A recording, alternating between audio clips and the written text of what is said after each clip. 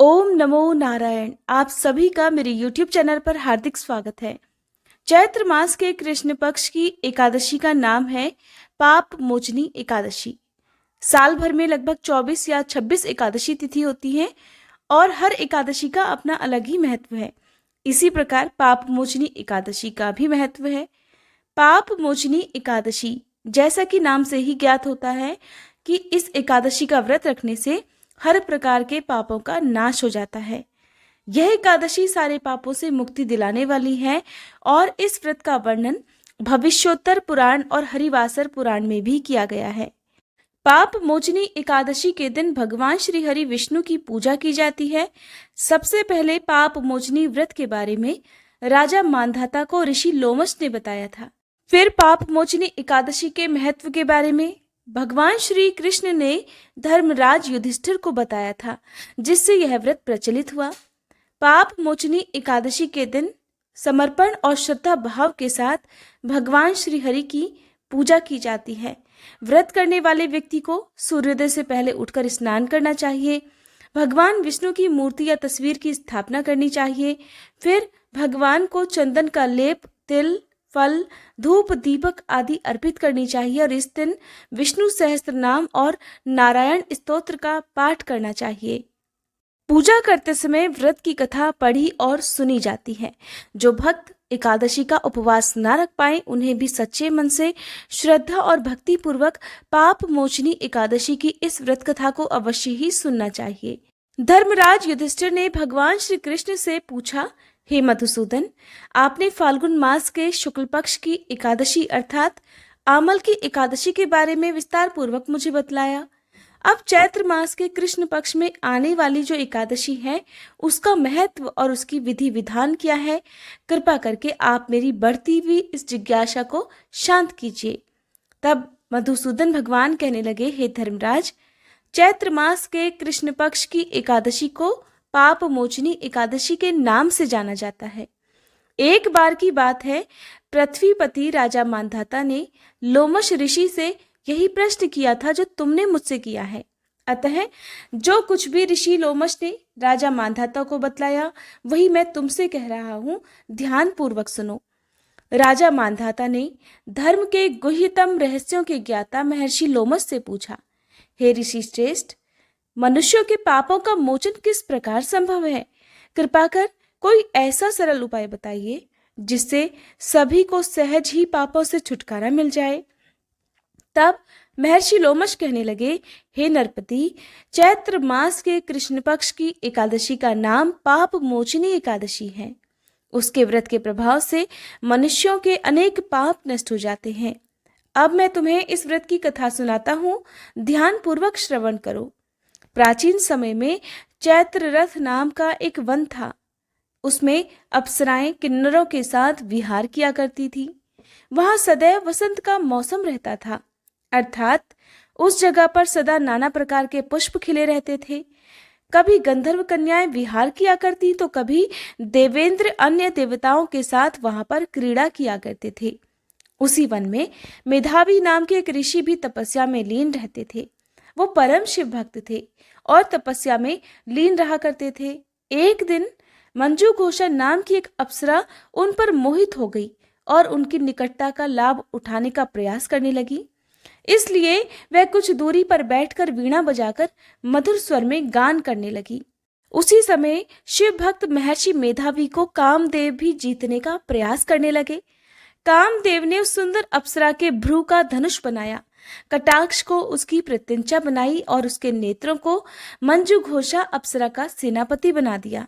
इस तरह कामदेव अपने शत्रु भक्त को जीतने के लिए तैयार हुआ।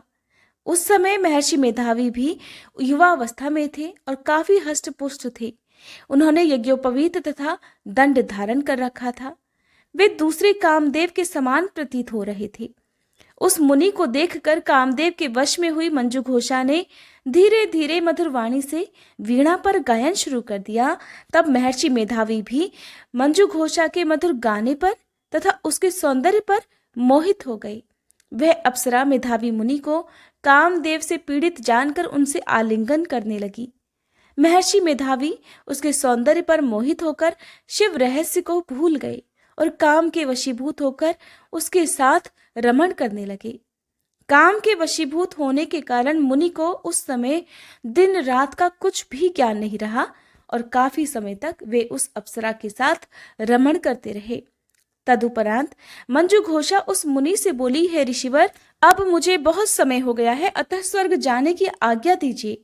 अप्सरा की बात सुनकर ऋषि ने कहा, हे मोहिनी, संध्या को तो आई हो, प्रातःकाल होने पर चली जाना। ऋषि के ऐसे वचन सुनकर अप्सरा उनके साथ रमण करने लगी। इस प्रकार दोनों ने फिर से बहुत सारा समय साथ बिताया। मंजू घोषा ने एक दिन ऋषि से कहा, हे विप्र, अब मुझे आप स्वर्ग जाने की आज्ञा दे दीजिए।